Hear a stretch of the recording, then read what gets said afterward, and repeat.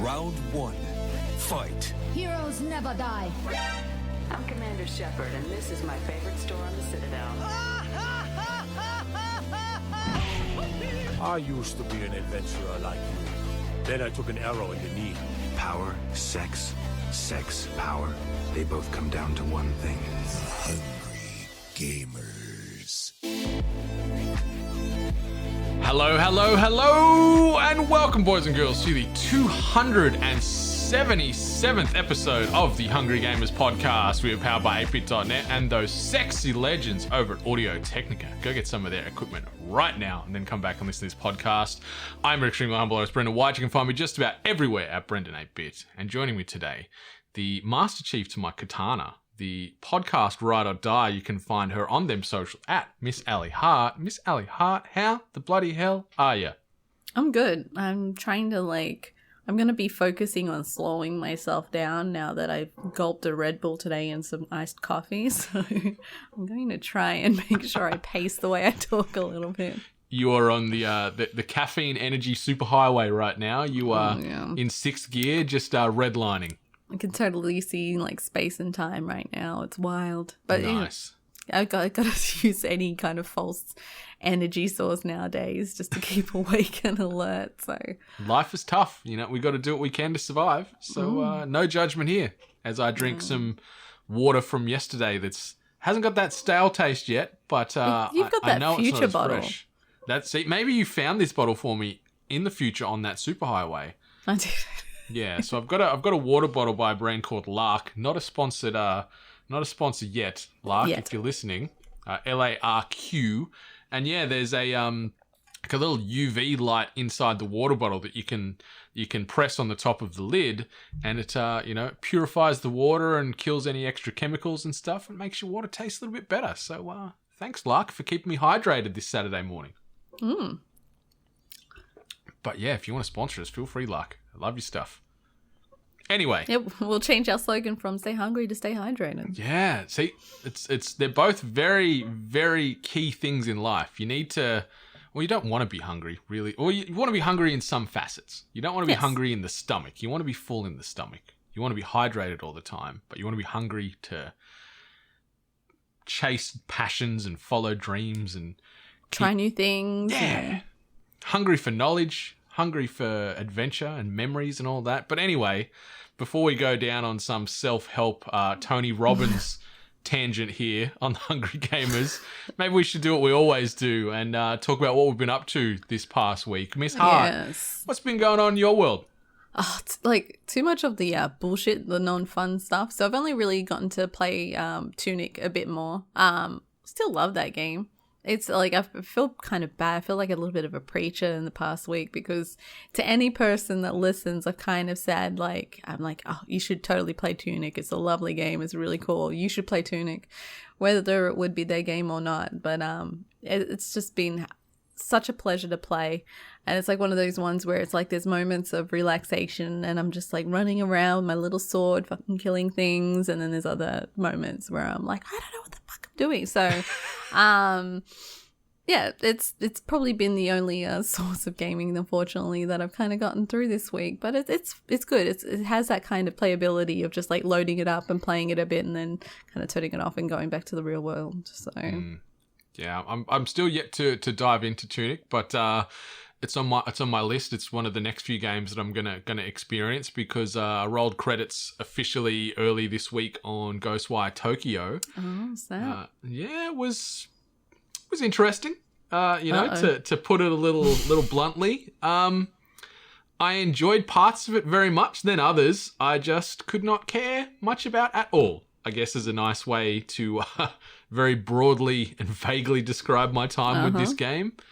There's some cool concepts, some cool ideas that I think they probably should have explored or lent into a lot more. But overall, it was I didn't regret the 11 hours or so it took me to roll credits on this thing. That's actually not too bad. Yeah, I've seen, I was sort of, because we were recording a spoiler cast for Ghostwire this evening, so I was just sort of putting the prep work on the agenda last night, and I looked at some of the time, how IGN are doing things now, they're okay, we compared stories of 4 people that work for IGN to give you the average time it took them to complete the game.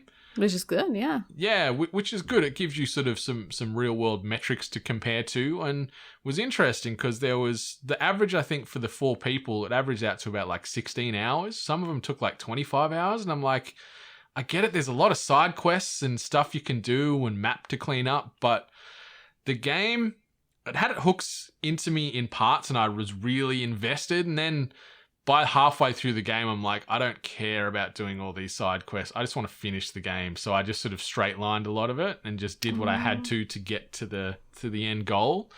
But yeah, it's pretty fine. It was okay. Not a game of the year contender for me, but yeah, it's a bit of a letdown ultimately, I guess you could say, from me. Like, yeah, hear more about it this week. The spoiler cast will be up either just before or just after this episode drops, so you'll see it in that Hunger Games RSS feed, and you can have some more structured and spoiler-centric opinions on that one. But overall, it was all right. I didn't regret playing it. If that's probably a shit thing to say, but I just wanted more. I was hoping for more, and it teases you enough with some of the things they show you or put you into, and you're like, oh yeah, more of this. This is going to be great. And then it's like, nah, you're going to go back to that gameplay loop again. You're like, fuck. Ugh. That's a shame. There was a lot of things that definitely drew me towards this game. But then slowly as trailers released, more gameplay kind of dropped, I was starting to see that maybe the idea or the concept that I thought it was going to be, I was slowly seeing it just vanish away. To me, I thought we were going to kind of get this really cool modern day, Japanese horror kind of adventure kind of action game. But then, yeah, as trailers kind of dropped, we saw more gameplay. I'm like, oh, this isn't scary to me. And to be fair, that doesn't mean that this game isn't on the scarier side. It actually could be. But for me personally, I didn't see it as a scary game. I liked still the elements of we're experiencing yokai, kind of folklore, ghosts, and they lean heavily that's one of the awesome, probably the best part of the whole game is leaning into that Japanese folklore and mythology and telling stories and sort of just interacting with some of these spirits and the yokai and them giving you backstories that sort of almost give you a pseudo history lesson at the same time. So okay, I understand a bit more about that in Japanese culture, which was really cool. Mm-hmm. But yeah, they just didn't lean into the horror stuff fully. There was some moments where there was some genuine oh shit, that startled me and whatever else, but I think they needed to go all in. Instead, they were sort of just put your left leg in, you put your left, they were sort of timid on the edge of the horror hokey pokey here. They should have just been all in. But yeah, there was some cool moments, but I just wanted more of it. And yeah, just become this exploratory walking sim with some very repetitive combat at the end of it. And the story just didn't hook me, and that's the big thing for games for me. Yeah. And it was a bit upsetting. But anyway, there'll be more talk about that. I definitely recommend it for anyone that enjoys some of that first-person horror or wants a bit of a different take on some of that sort of Japanese mythos that you don't get a ton of in games. The parts you get in this game is really good, but just the tone seems very inconsistent through the game itself. But yeah, I was just disappointed more than anything. Just to clarify, for anyone that is on the fence, the spoiler cast has the first segment, which is spoiler free. Correct. Yeah. So typically we'll talk about the game in terms that aren't going to spoil anything from the narrative or the characters or the main plot points. We'll just give you a bird's eye view of the game, the good, the bad, and everything else in between. And then after that, there'll be it'll be mentioned in the spoiler cast where it's all right, now we're going full spoiler, where we will dive into the massive plot points and the big character arcs and sort of deep dive on that narrative. So anyone that hasn't played the game but wants a bit of a deeper dive before making a decision to throw some cash at it, you can listen to that and not have anything spoiled for you, and hopefully have a more formed opinion after listening to us rant about this game from Tango. But yeah, I just wanted a little bit more. That's all. That's fair. That's all. I also wanted a little bit more of Halo because I watched the first episode last night of Halo, which has debuted on Paramount Plus. Mm-hmm. I did not mind this, to be completely honest. It's very enjoyable. Some of the CG in a few of the early parts was noticeable as far as the contrasting of the green screen or the blue screen or whatever screen they were using to cut some of this stuff in.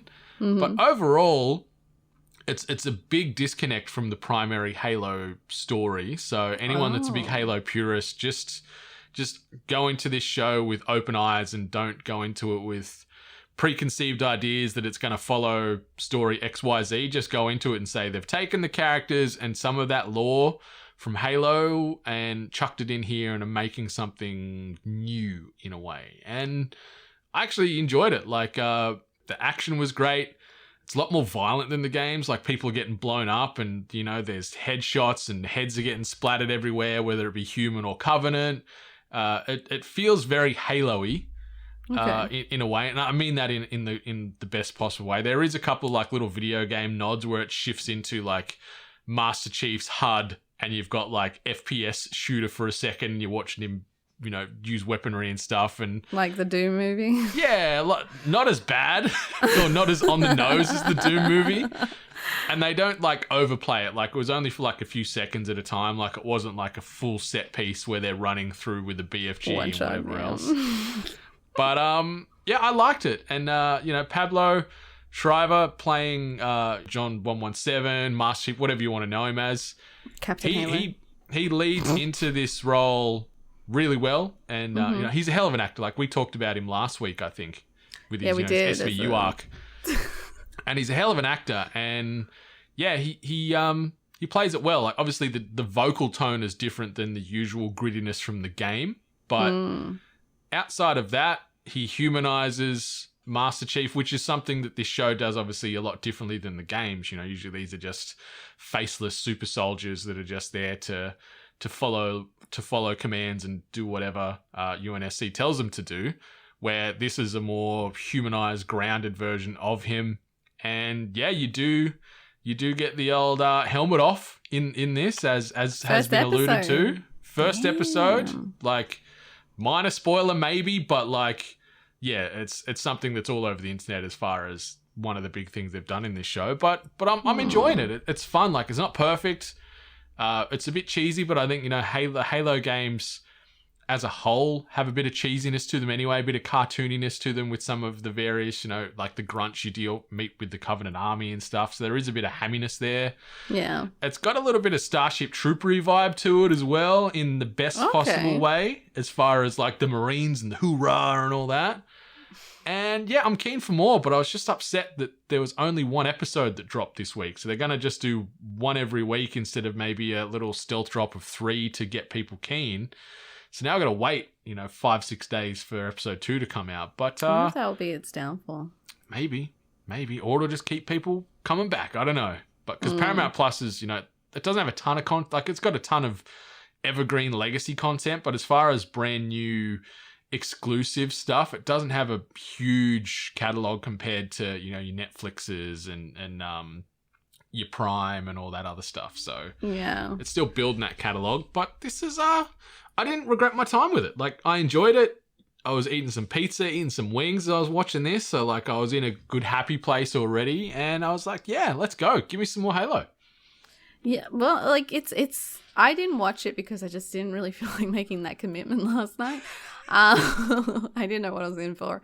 But the audiences are mixed. Like, everyone on social media is kind of mixed. I'm hearing a lot of people kind of have the same approach or same opinion as you, where it's like, it was all right. It wasn't that bad. And I don't know if it's because in the lead up, it's gotten a lot of negative press. Is that the way I should say? Like, yeah, I think that's a way to good descriptor. Yeah, so like maybe a lot of people's expectations kind of went down a bit, and so because everyone was, I guess, thinking the worst, they were pleasantly surprised. But in the same sense, I'm also just seeing people just saying this was fucking terrible, pointing out details that they got wrong, and like all these other kind of comments. So I honestly have no idea. So I think I'm lucky that I'm not invested in Halo. Like, I don't really know much about the story. There's not a lot that I know about characters and such. So I kind of get to go in as a person that's played one video game, not the story, mind you. So just straight up PvP. And I get to watch it as a viewer. Yeah, and I think coming at it from that angle is going to be fine. Like, I've played all the Halo games. I know the lore reasonably well. Like, I'm not a Halo fanatic. Like, you know, yeah. And the internet, often the tweets and things you see that get highlighted, especially the negative ones, are those purists where they live and breathe Halo 24/7. They'll be like, oh, how dare you use that shade of green from Master Chief's armor? You know it's actually hex key, blah, blah, blah. You fucking idiots, Paramount. Like, you know, just take it for what it is and what it's not, I think, is what you need to do with this. I don't know. I'm always against fan bases being shitty.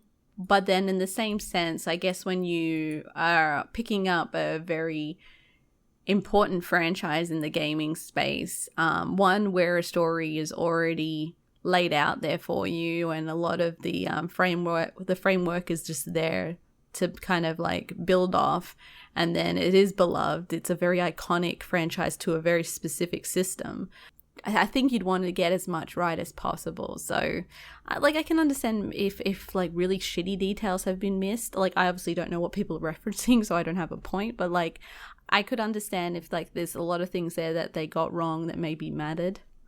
Yeah. Why people could be a little bit upset. Obviously, don't be shitty, but being upset about it and maybe being kind of like bummed out that something that you love maybe didn't get produced or represented the way that it could have. Yeah, So. like look at, I guess the easiest comp to make is look at the discourse that was surrounding The Witcher before it landed on Netflix. And everyone's like, oh, Henry Cavill, no, it should have been this. Or, oh, look at who they've cast as Yen. And then it comes out and like, yeah, they changed some of the storytelling and main character beats and you know, things like, you know, Dandelion getting changed and sort of weaving in just to make it more accessible on a screen instead of a video game. And it worked.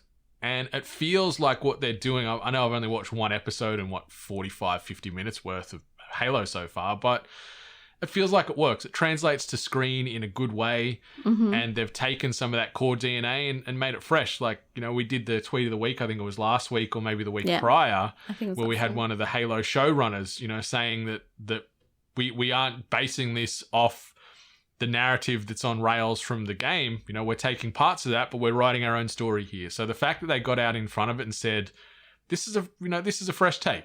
Look, come at this with some new eyes instead of preconceived notions that the story has to follow plot point A, B, C, so on and so forth. And look at it that way. It's good. It's a popcorn show. Like, there is some story there, don't get me wrong, but it is just like machismo, violence, science fiction-y, action-y greatness. So Starship Troopers, like you said.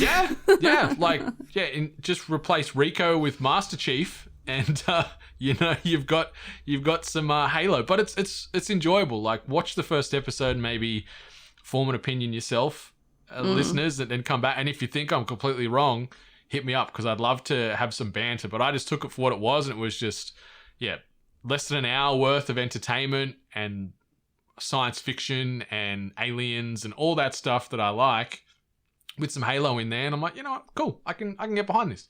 I'll have to give it a watch. Yeah, give it a spin. And another show I watched, completely different tone. I binged a season on Netflix called Is It Cake? And, you know, listeners, I think the title gives it away as to what this show's potentially about. Miss Hart, did you want to have a guess as to what Is It Cake is? I know you've sort of... I know what of I the think show? it is, but the youth refer to something else as cake nowadays. So, that's true. That ass. So could be watching a show where people aren't sure if it's a butt or not. Is it cake? But to me, this like sounds like you usually used to see clips from like Japanese shows where it's like people, I think it was like chocolate, like they were biting into things and seeing whether it was made out of chocolate or not. So this is my assumption of, is it cake? It's like one of those things where it's like such amazing cake art and a person kind of has to look at it and go, is that the real object or is it cake? Yeah, so that is correct in a cake shaped nutshell, that's for sure. So they've got, I think, a dozen, let's say somewhere between 10 and 12 cake or bake experts from around America, and one lady from Canada. And they come onto this show, and each episode they've got an item or a theme that gets showcased. So it could be animals, it could be like furniture items and things like that. And they need to first, they'll have like 3 contestants that'll go up, and they have to guess or determine which one of these, like there'll be usually 4 or 5 variants up on the stage. They've got to guess which one's the cake. And if they get it, they get to then pick the item out of there to say, okay, I'm going to replicate this. And then they get like 3 guest judges, and usually actors and comedians and American influencers and all that. They come on, and then they have to guess and determine if they can correctly guess the baker's item up there. So I guess the fake one amongst the baked one, or the cake amongst the real items. The caked one, yeah. Yeah, and if they can make it through, they get $5,000 if they fool the judges, and then they go to a final round where there's two literal bags of money, and they've got to guess which is the real bag of money. And if they guess the correct one, they get another $5,000. So it's impressive. Like, I'm a sucker for baking shows. Me and too. Seeing the skill that these people have on display to make like fake toy elephants and fake suitcases and things like that, and the way they can make the texture on the suitcase look like real leather and real buckles, and like, it's such an art form, baking and or just food in general, when people can do it and elevate it to that level. But it's really fun and really interesting, and just seeing the judges come on and lose their minds because they'll see 5 of the same thing all up there, and then they've got to try and work out, which one is actually made of cake and not plastic or fabric or whatever. Yeah. It's super duper impressive, and it was just good background television while I was, editing some podcasts and working and stuff. And Is It Cake on Netflix? I think there's 10 episodes. It was a bit of a longer season, but it rolled well. That's long. Yeah. In comparison to some of these other shows out there. But Is It Cake? Highly recommended. Definitely 8-bit approved from my side, because I was invested. I love me a cooking show, or a baking show, and anything with a weird angle to it, I'm all on board. So I'll definitely be watching this one in the next week or so. Yeah, definitely. And then one that we sort of touched on offline that we'll probably talk about more in the coming weeks is Baking Impossible, which is another phenomenal baking show where they bring together a star baker and an engineer and sort of bridge those worlds and make certain things where they're mixing in the engineering side with baking to do all kinds of challenges. And it's great too. Yeah, that was one of those ones where I'm like, this looks stupid, and then I sat there and watched it. So yeah, gotta watch more of that one. Phenomenal. But there's so much good stuff, and things we'll touch on later on in this episode as far as what's coming up this week too. Some other big things hitting the big and small screens. So plenty of things to keep you occupied. Quick little bit of housekeeping before we jump into the news. Obviously, if you wanted to support us monetarily, you can do so over at ko-fi.com/we-are8bit. From the starting price of $1 per month, you can get access to exclusive perks, automatic entries into our giveaways, and also exclusive access such as podcasts and other 8-bit related swagger. If you wanted to get some swagger on your person, you can obviously head over to shop8bit.net, get yourself t-shirts, hats, hoodies, everything else in between. A ton of fantastic video game and pop culture related themes over there, so shop8bit.net. And just wanted to announce that our April giveaway, I should say, is officially live now. By the time this episode comes out, we're going to be sort of bridging in from March to April. But our April giveaway is live, and we are going to be giving away an ADG1 gaming headset, courtesy of our friends at Audio Technica. To go into the draw, all you need to do is simply drop us a message on the socials, obviously at We-Are8bit, or if you want to hit me up individual at Brendan8bit, you can do so, and I can curate those responses from there too. Or if you want to kick it a bit old school, send us an email, hello@8bit.net, and just simply send us the code word. And that code word is, Miss Ellie Hart, what? Halo. There you go. The code word for this month is Halo. A little bit of inside baseball. I did not vet this with Ali at all. I just threw it out of there, and that was always my plan. And because I just wanted to see where we were going to go with it. So I was reading it along with you, and you're like the code word, which is, and then I saw it was blank, and I'm like, oh, I can't wait to hear what the code word is. And then you said it to me. I'm like, you bastard. So it's Halo. Code word is Halo. So, message us on the socials or drop us an email, hello@8bit.net, with the code word Halo to go in the draw. And if you're already subscribing to us via via Ko-fi, so ko-fi.com/we-are8bit, you get automatic entries, and you get also more entries depending on the tier you are subscribed to us at. So you've got a couple of different ways to get involved and get your entries in there. But yeah, the code word is Halo. So on the socials or at the email, hello@8bit.net, to go in the draw for a Audio-Technica gaming headset, and some other 8-bit related swag we'll toss in there too. But that brings us to the end of the housekeeping, so let's jump into this. This week's news headlines.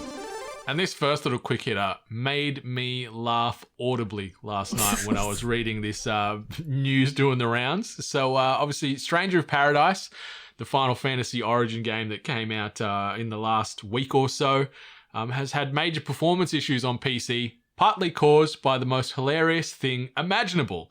It turns out hair and fur textures absolutely tank performance, with Twitter user Akira JKR reporting frame rates as low as 8 FPS due to said hair and fur. Fortunately, modders have found a way to mitigate the issue, albeit in a rather drastic way. Reddit user Morrison Gamer has adapted a tool to toggle shaders on or off to improve performance, including one to make everyone in the game bald. If you can tolerate the hair loss, you'll be compensated with a considerable gain in frame rate. Oh my god. Like, I actually I've watched a lot of content from this game, and I can't say that I recall, like, hair particles and all that sort of stuff being really defining graphical features of this game. Like, it's one of my biggest kind of, not complaints, but something I focus on, especially as we develop games more and more and, like, you know, increase graphic fidelity, all that kind of bullshit. I'm always pointing out that we still can't nail hair. We can't seem to get hair right. So I'm wondering if maybe they just tried really hard, and we all know Final Fantasy characters have some of the most outlandish hairstyles, so maybe they just went a little too crazy this time. Yeah, it cracks me up. Like, I'm with you. Like, it's rare that a game can nail not only the look of hair, but the movement. Like, we've talked on and off with Horizon. Aloy has got a glorious head of hair, and the braids and the free-flowing locks. But yeah, certain wind picks up in that game, and the hair is flying around. She's in a permanent maniacally. Pantene ad, and, like, she's just standing there talking to someone, and her hair's just, like, still flicking, like, you know. Yeah. Like, what is it touching? Like, it's so wild. Yeah, so maybe Square needs to talk to Gorilla about hair coding benefits that they learned from Horizon. But this just cracked me up. Like, I love the fact that you can just turn every character in the game bald, male, female, or otherwise, in there to ensure you get those juicy high frame rates. But no doubt they're probably going to patch this game in the future to hopefully offset that. Maybe. I don't know what they're doing with this game. It seems like people who have positive things to say about this game say it in a very endearing way, kind of like it's very sweet and it tries very hard. It doesn't seem like anyone has much of a serious love for the game, so I'm not too sure. It hasn't reviewed too poorly, which, I don't want to sound like an asshole when I say this, which kind of surprised me, because when they announced this game, it surprises a lot of people. It doesn't have the best coverage. Yeah, and it's like it's very un-Final Fantasy. Like, as far as the mainline games, obviously they've lent into that Soulsborne genre and lent into the chaos. So much chaos in this game, and befriending people over the love of rocks. But yeah, it's a thing. But yeah, it was getting, like, 7s, 8s and above by some outlets. So surprising, it's maybe they played on console and the frame rate issues regarding sexy hair wasn't as apparent on the console. Who knows? But yeah, Stranger of Paradise, you want to get those higher frame rates and not impact your PC load. Yeah, get that mod by Morrison Gamer in there and turn all your characters bald.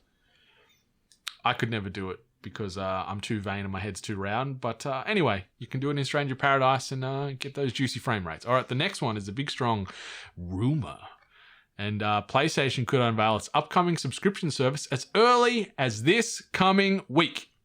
Bloomberg reports that PlayStation's Xbox Game Pass competitor will get a proper unveiling soon. The site previously reported that PlayStation was working on a similar service under the codename Spartacus. Sources say PlayStation will have a splashy lineup of hit games, in quotes, and will officially merge PlayStation Plus with PlayStation Now, Sony's cloud streaming service. So we've sort of touched on this here and there over the last few months and even years. You know, will they, won't they? And they certainly sounds like they will. And there's been breakdowns on potential tiers of how this would be priced up and what you get for said tiers. But we might have a little official announcement coming our way this week to see what Sony's going to do in response to big old Xbox Game Pass.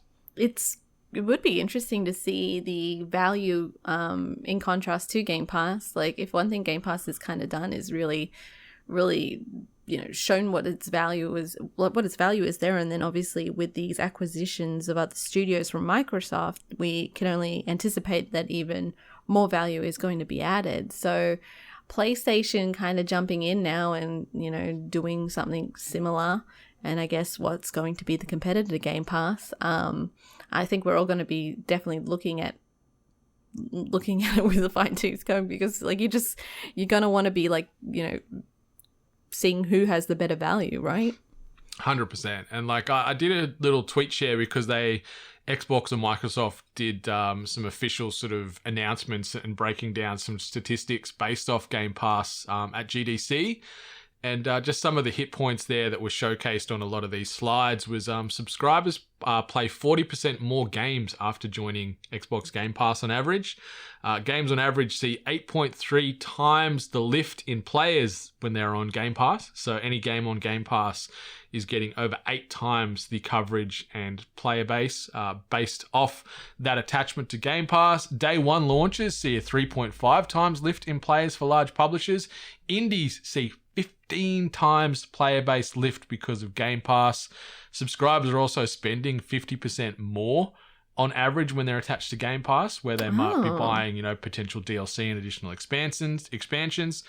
And indies see triple-digit revenue growth when they're attached to Xbox Game Pass. So you can see the value that Game Pass currently provides developers, both big and small. But also, if Sony are to follow that blueprint, you can see the potential there for further developers to extend that player base and visibility. And it's a win for gamers, these types of services. So hopefully Sony delivers something that is exciting and has a good amount of value attached to it, and can get more eyes on people's product. That's ultimately what this is for. Yeah, definitely. I don't usually associate PlayStation with being more of a headstrong like indie showcaser, but like, to be fair though, I usually look for things on Xbox when it comes to like indie titles, and just because I enjoy the controller more on a fucking Xbox. So, but that's my own thing. But those numbers, like hearing that indies like actually have a 15% like increase in people playing the game, as well as the figures of how much money they get. So yeah, I guess it's just positive then. More for the gamers, more for the developers, more for everyone, I guess. So that's it. Ultimately, Sony jumping into this gaming space with this codename Spartacus, it's a win for everybody, and it's a very pro-consumer move from Sony, which is something we can't always say they do often. Like, we can't dispute that they're the kings of console gaming and have got just about all the best IP in that space as well, but they haven't been as pro-consumer as Xbox have been and continue to be. But also that's Xbox's way to try and, I guess, pull market share back too, because they need to be more pro-consumer. And it's nice to see. It's awesome, and I'm excited to sort of hear and watch this announcement and see what they're bringing out with Spartacus and everything else that consists of. So we might be reporting on this in an official capacity, this time next week. Yeah. The next one, the game that can never die, Rockstar has announced GTA Plus, a new subscription service for Grand Theft Auto Online, will only be available for the PlayStation 5 and Xbox Series X/S versions of the game, and will launch this coming week on March 29th. GTA Plus will cost $5.99 US per month and provide subscribers with a recurring monthly bank deposit of GTA $500,000, ensuring players will have plenty of cash to spend in the online open world. There will also be a wide range of members-only bonuses, including exclusive properties, vehicles, upgrades, discounts, and cash/RP bonuses. Rockstar also mentioned that there will also be the ability to unlock gameplay updates that you may have missed out on, end quote. Don't really know what that means, but could be suggesting previously limited time content may be accessible only via GTA Plus. So the Money Factory has just added another building to said factory, and that revenue that they're going to be making month on month already is going to multiply even further, Miss Hart. This is wild to me because I never really thought that Rockstar needed any, obviously a company always wants to make more money, but I never thought that there would be this necessity to kind of even reach out further and I don't think I ever would have thought of something like GTA Plus, like a subscription thing for GTA Online, It's bananas. It's a little weird. Yeah, it's a little weird to me. Especially what you get out of it. Obviously, there's a lot of just dedicated players. I don't know how much this would. Well, actually, I guess it wouldn't unless because the no pixel stuff is strictly PC, isn't it? Strictly PC. Yeah. So that it doesn't affect them. So yeah, it is just people who play GTA Online all the time and they want to have exclusive stuff and they want to get that. GTA money, which is only 500,000. I don't know why to me that doesn't sound like a lot. Yeah, and even if you're like a Prime member or a Twitch Prime member, every month you get a drop of GTA funds. I think it's $1 million.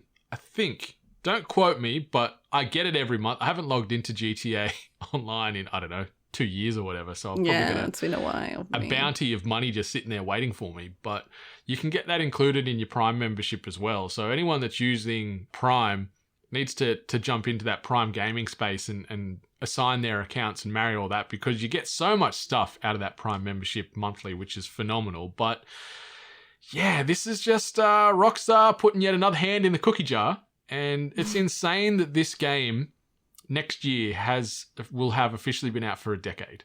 10 years GTA 5 has been out for, and they're still bringing out stuff like this. And I understand it because this game is just embedded in the top 10 sales charts every single month. It does not drop out. People are still picking up this game brand new and experiencing it in whatever regard. So, it's a smart business move, but it's do you really need more money, Rockstar? Yeah. Do you really?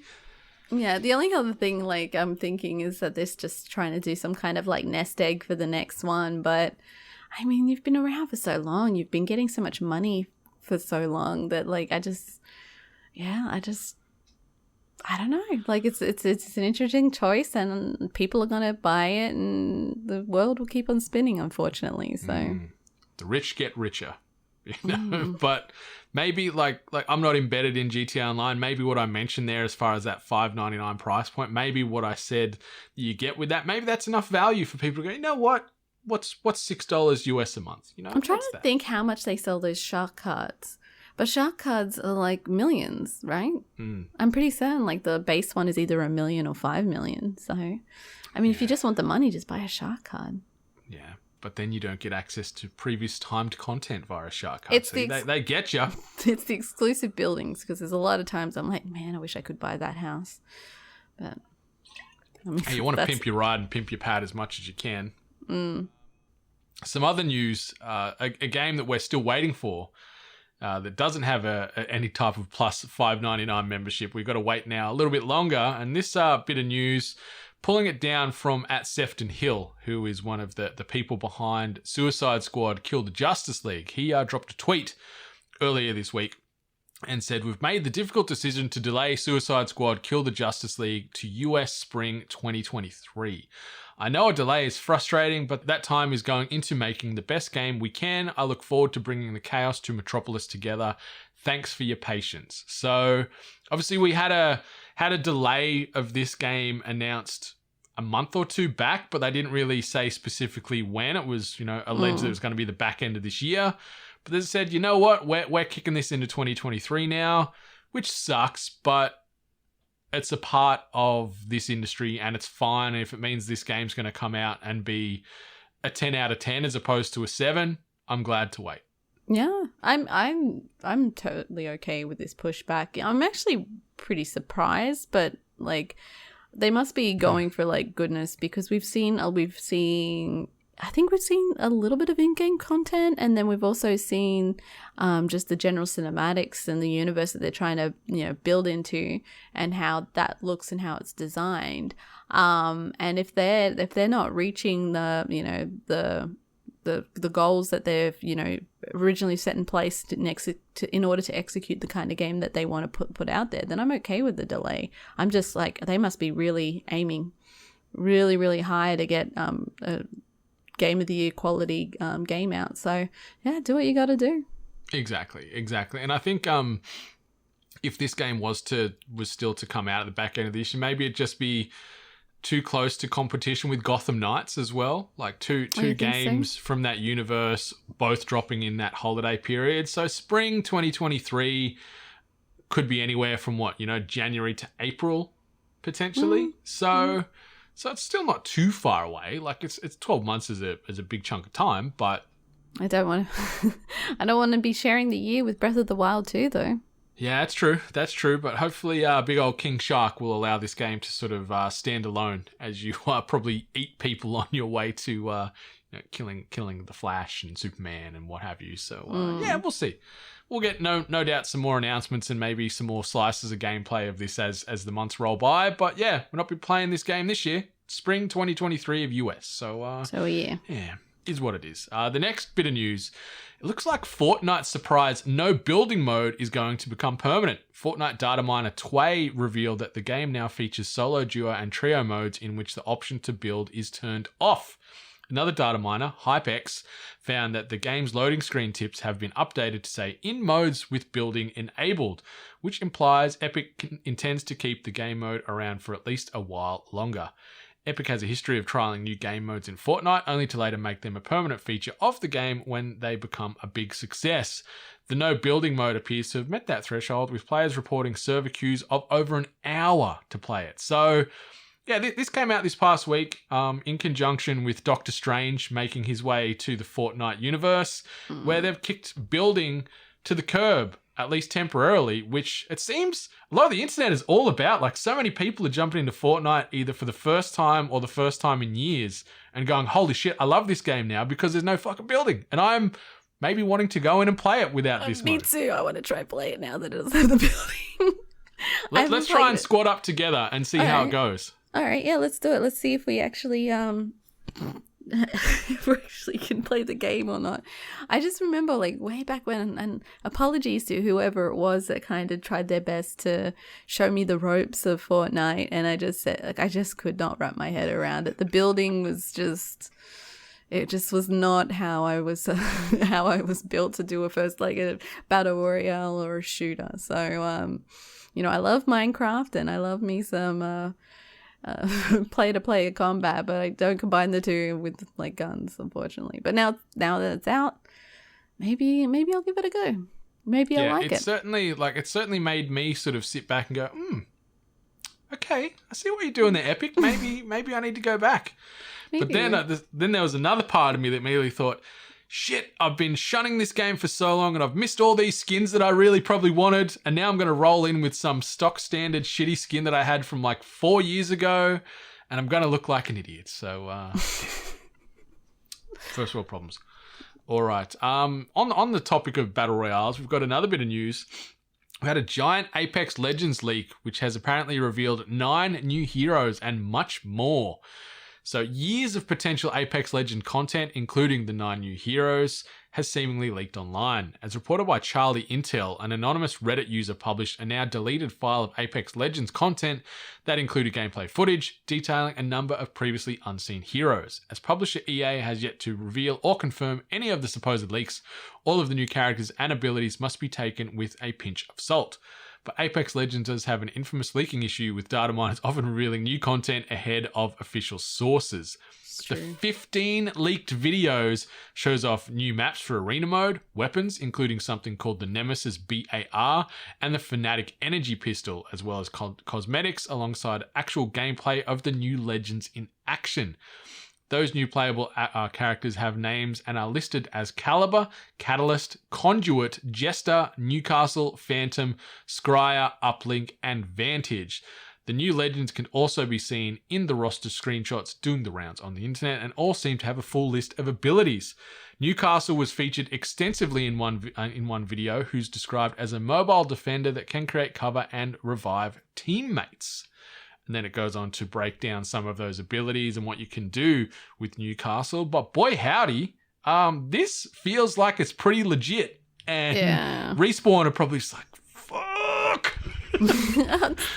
I feel so bad when this sort of stuff happens. Granted, I also deep dive and see what they found because a curious mind, but I feel bad because, like, you know, you're putting all this time and effort into like all this content, and they obviously you know, have all these like pathways on how they're going to release, and obviously meeting quotas and keeping things relevant and exciting and wanting people to come back or continue playing. So having this information leaked, and then people, and only having some information leaked as well, so people then get ideas in their heads, and then they try to kind of figure out what, you know, what the players or what the abilities will be, and then maybe they'll be disappointed when it actually comes out. Who knows? But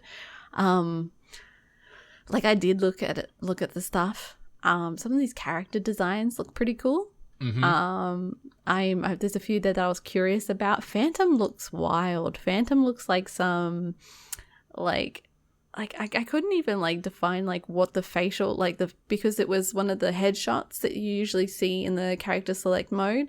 I was trying to figure out exactly what the design was there, but it looks like Phantom could maybe be in the same crew as like Bloodhound. Come from that's that what same I tribe. thought. Yeah, it kind of had that kind of design to it, and like Newcastle was like a knight. Like, it was essentially just like a knight kind of design as well. But yeah, like, data miners exist. I wonder how they got access to this sort of stuff. I obviously don't know how developers code this kind of information and how it could possibly be accessed.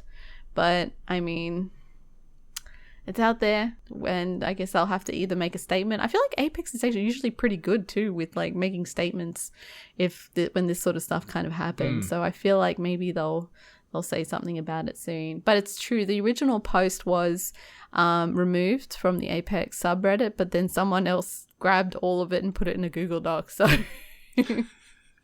once it's out, like once it's on the internet, it ain't never disappearing. Like, exactly. There'll be people hoarding over that information for years and years. But it's interesting, and I guess that's the next probably 2 years of potential planned content for Apex, because, you know, you get a new character every main season, and having those 9-ish characters announced, that's 2-ish years worth of content if you're getting one new character every quarter or so. So yeah, it's a shame, like, it's not going to dent the hype and rabid fan base that is behind this game. Like, the game's still just popping off and is very beloved, and now we're seeing a lot of positive spin with it being on mobile now. But yeah, it's a bit of a shame that there's a bit of a wet sail now behind some of these announcements that will still come out in an official capacity down the line, but knowing that smart people on the internet maybe have already seen it, but like, aha, I know all about Newcastle, you fools, this isn't exciting. But it just shows that they're heavily invested in this game more than anything else, and they want to continue supporting it into the future and, you know, many years beyond. That's true. Yeah, that's actually a very good point. Yeah, but we'll see more of this when EA and or Respawn actually give us those official announcements with the fantastic trailers and everything else that comes with it. And the last bit of news here, I've titled The Witcher X Lynx Apollo collaboration has been all but confirmed. That's a bit of a shout out to the old Lynx spray-on deodorant. I was an Apollo boy back in the day. There's a lot of people with Africa and Java, but boo them, Apollo all the way. Anyway, getting this back to a video game discussion. Flashbacks of high school. Lynx. It's still a thing, I think, but you don't really see it anywhere. No, you don't. It's just remembering that for some reason you guys thought it got rid of the spell. No, it covered it, and sometimes it just mixed in there and made its own wonderful, disgusting concoction. Yeah, anyone out there that still thinks brown deodorants stop you from sweating and stinking, I got some hard truths for you, people. That's not the case. No, it's not going to work when the damage is already done. It's not the case. Get yourself a nice, one of the dry roll-ons. I'm a speed stick guy, or I think it's a Menon one is the brand of it now, but it's that sort of dry. You don't want one of those old wet ball roll-on Rexona balls. You want the dry stuff that'll go it goes on dry to keep you dry, and that's the stuff you want. That's going to mask that stank and stop you from sweating through your t-shirts and another shirts. possible sponsor right there. Yeah, that's it. Hit me up. I'm very pro on the dry roll-ons and things. It's helped me get through many stressful situations over the years. Don't think that spray on deodorant is going to stop you from stanking. That's the big thing. Anyway, back to The Witcher. That was my bad. Sorry. Old man rant over. So the internet was sent into a frenzy this week when CD Projekt Red made an announcement that work has officially begun on a new Witcher game. Its first since 2015. CD Projekt Red's global communication director Robert Malinowski has gone on to confirm the medallion featured in the single graphic, I must say. So they've announced this on social media. It was one graphic of a medallion in the snow. Mm-hmm. And then they've also said on the back of that the work has begun on the game. They're utilizing the Unreal 5 engine and a few other little bits and pieces, but that was the main takeaway. But yeah, this new Witcher game is based on a lynx, which is seemingly being invented for the new game. The previous game's protagonist, Geralt, is from the School of the Wolf, his Witcher guild, and the other schools are the Cat, Griffin, Bear, Viper, Manticore, and Crane. The game announcement made this past week on March 21st left fans debating whether Ciri might be the main character of the new game. The School of the Lynx doesn't dispel this idea, as while Ciri already wears a School of the Cat medallion, one could, for obvious reasons, lead to the other. The School of the Lynx would therefore be a brand new school that CD Projekt Red creates for The Witcher 4, for lack of an official name for the game at the time. This isn't particularly unusual in itself, as Andrzej Sapkowski's original book series only feature the Wolf, Cat, and Griffin schools, and CD Projekt Red has previously invented the others that I mentioned just prior. While there's no official School of the Lynx in the books or games, a popular Witcher fan fiction features the guild in a story based on other existing Witcher characters, Lambert and Kira Metz. There's no word on whether CD Projekt Red was influenced by any of these stories though, meaning the tease of a brand new school essentially sends theorists back to step one. So, the biggest takeaway about all this, Miss Hart, we've got a new Witcher game on the way. There's no official naming convention. I'm assuming they're probably going to want to disconnect and step away from the journeys and stories of Geralt and make a new character. We've got the School of the Lynx, which is obviously different from the School of the Wolf, where Geralt has honed his craft over the years. One thing that I would be all about with this School of the Lynx is the game starts up and it just drops you into create a character mode and you make your own Witcher. I would be all for that. You shape your male or female Witcher that is going to be going to this School of the Lynx. And yeah, you can weave in stories and characters from the greater Witcher world, but you have your own Witcher and, make them look like there's probably some set stories and narratives that they'd go upon, but you can shape them the way you want. And that's what I would love. That actually might get me to play a Witcher game if I get to create my own character, because then it is essentially just an Elder Scrolls game, kind of, pretty much, sort of. Just with more sex. Not enough sex in and Elder more Scrolls. curse words. Yeah. I don't think there's any sex in Elder Scrolls. Like, obviously, you can marry, but you never have sex. Yeah, I you don't somehow think can you have kids do. in it, but you don't have sex. Yeah, I'm trying to think. I don't think I recall any of that sort of business. You can fuck a lot of things up, but not in the traditional sense. Hard F. But this announcement did cause a lot of kerfuffle though, because then a lot of people were like, so wait, is this a Witcher game? And then I think someone said, well, no, it's not officially a Witcher game. It's going to be something different. It's going to be in the universe. And then some people got upset because they want another Witcher. I wonder if they're going to start going down actually like an Elder Scrolls kind of directive with the game franchise and like call it The Witcher or something, and then do like subtext and stuff. Mm-hmm. So that way they might be able to take themselves away from Geralt and all the other ragtag gang that you're familiar with. Yeah, it makes sense. Like, you don't want to just be known as the game that has Geralt as the face of it. Yeah, you want to differentiate. Like, I wouldn't be upset if Ciri is the primary that you can control as well, but I think just the potential where they're saying here they're building a new school and building out that universe and maybe creating their own lore, it's the perfect opportunity for them to say, yep, and you get to make your own Witcher. Here's the character creator. You know, you can make them look the way you want, you know, scar, tattoo them, hair color, eye color, height, weight, you know, whatever it is, you know, get a nice, dense character creator. Like, you know, we saw in some aspects what you can do with like Cyberpunk 2077 as far as making your own character. You chuck this in here and you can customize your Witcher genitalia to your heart's content if you like.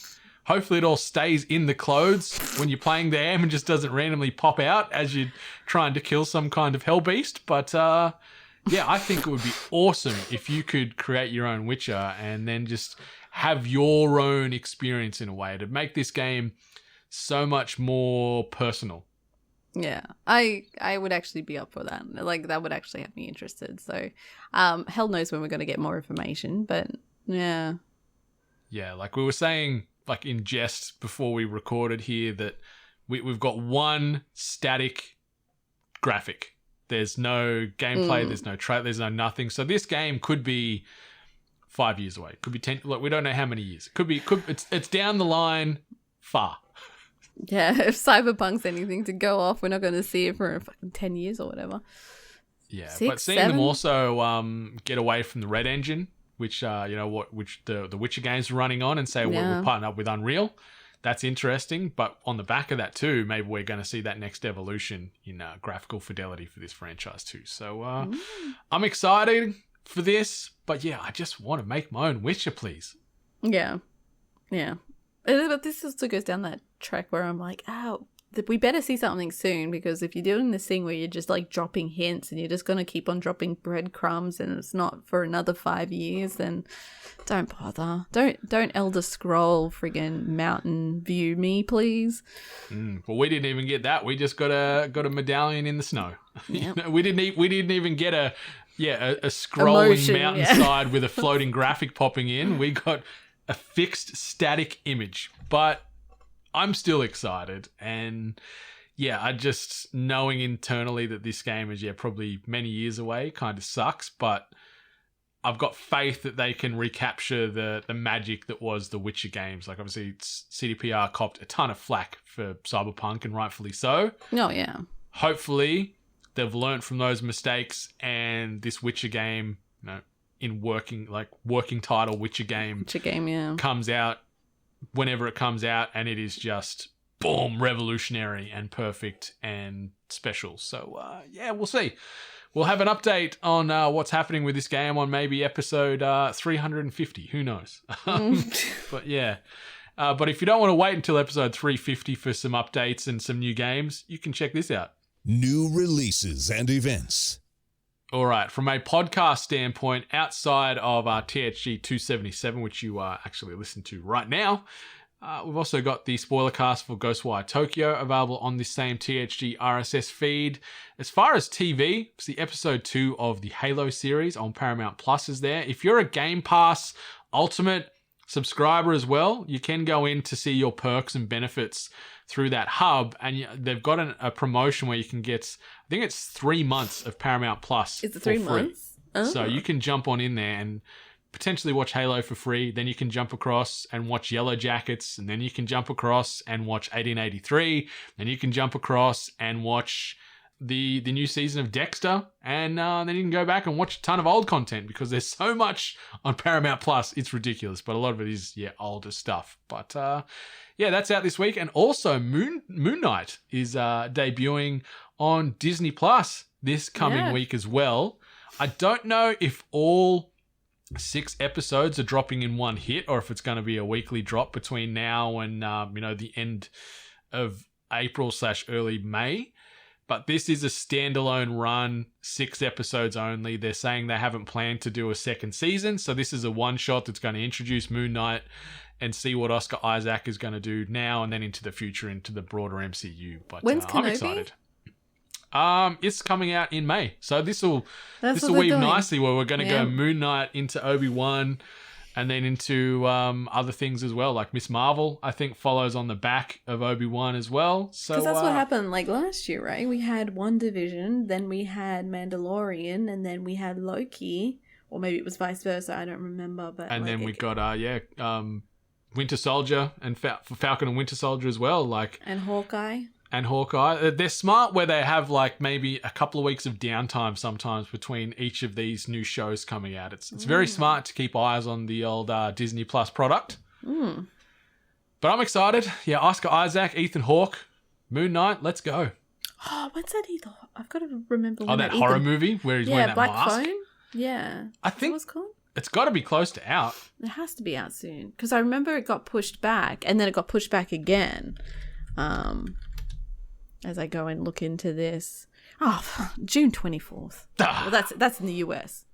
Okay, so that's probably October for us here in Australia for any of those less big blockbuster films. But hopefully we can get lucky, because that horror movie looks phenomenal too. Looks really good. I'm in for that.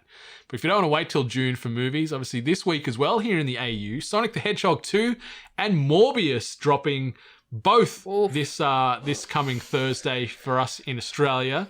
I'm going to try and watch both these suckers between now and THG 278. I'm not going to. I've probably got higher hopes for Sonic the Hedgehog 2 than I do for Morbius. Well, there's reports that early screenings of Morbius is not good. Everyone just says it's a mess. I envision it's going to be of the same caliber of Venom and stuff. Probably. And if it exceeds that, that's a win. But if for for some reason it's below that, oh boy, howdy. It's just going to be evident that they just need to allow Marvel to handle these movies and less interaction and puppetry by Sony. Just say, take all these IPs back, Marvel, and you do them all, because we clearly can't make them good.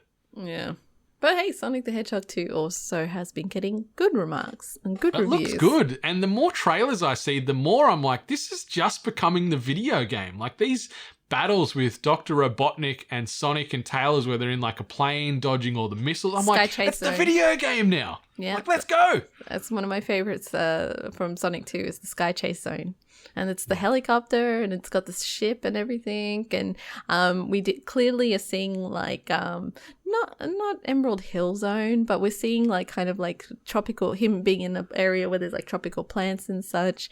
A lot of people are saying that they want to hear the Chemical Zone as well, which is probably one of the best songs out of the the early Sonic. I can't, say anything. Is that the song that sounds very much like Accidentally Kelly Street? I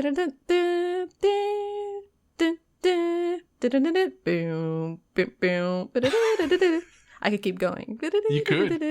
Play us out, Ali.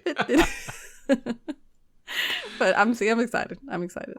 Yeah, obviously. So that's out this week. So we've got 2 movies. One that I think will probably be fantastic. One the less fantastic. But we'll try and check them both this week and report back on THG 278.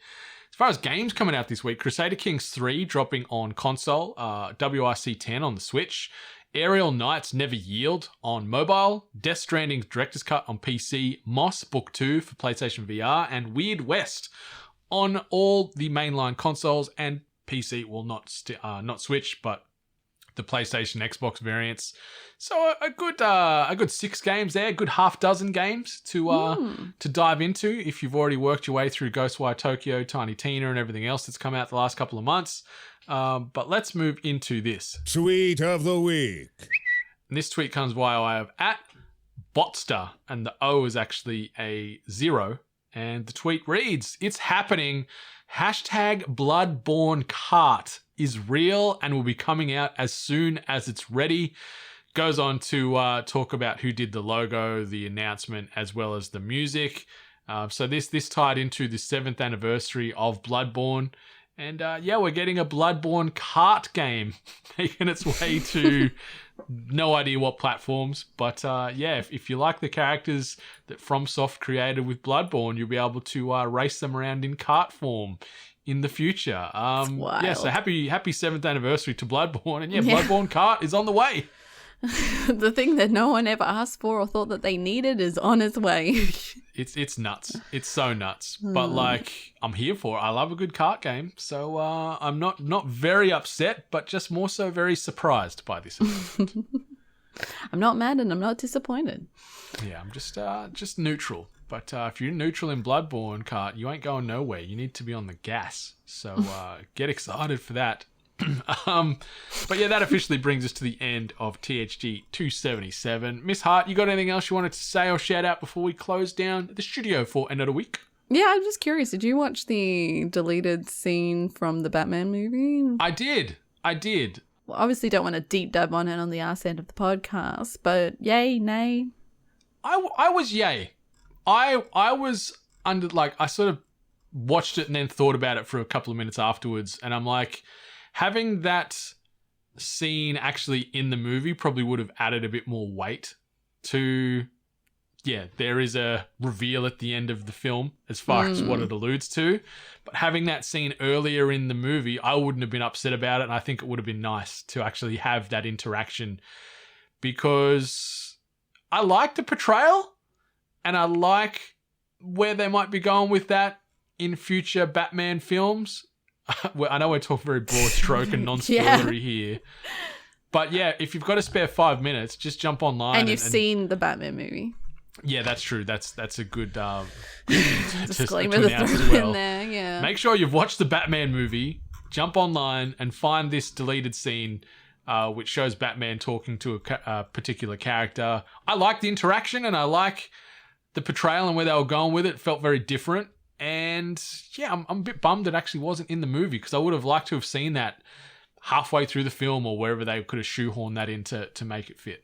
I'm not fond of it. What about you? You're not fond?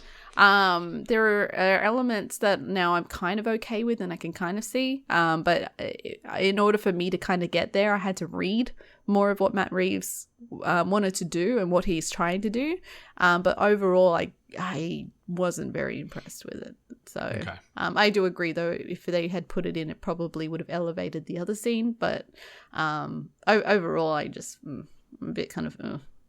Yeah, just as long as this character in question, broad stroke vague, is not the focal point of the next film. We've seen this character used too much.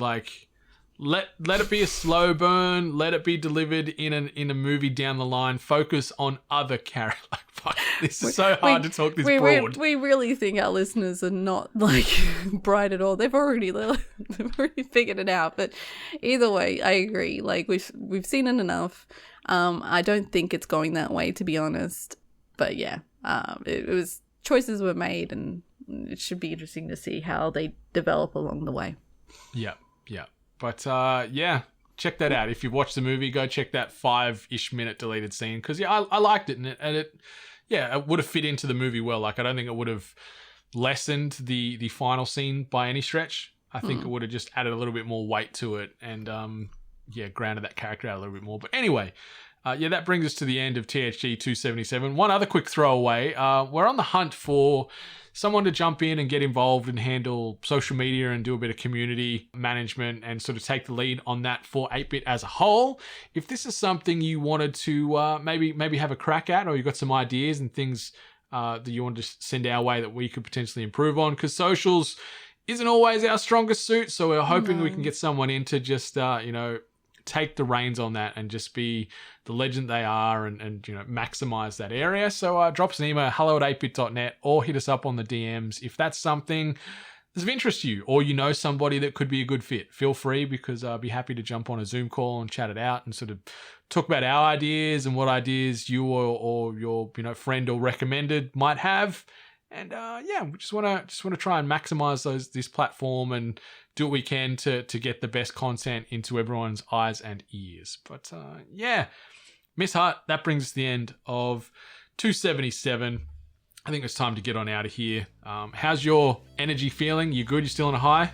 Yeah, I'm going low. I'm gonna go for round 2. All right. Much love. Stay hungry. You've been listening to The Hungry Gamers, one of many gaming and geek culture related podcasts from the 8-Bit Collective over on 8bit.net. Check out more episodes on your podcast service of choice. And while you're there, please be sure to rate and subscribe. Until next time, boys and girls, stay hungry.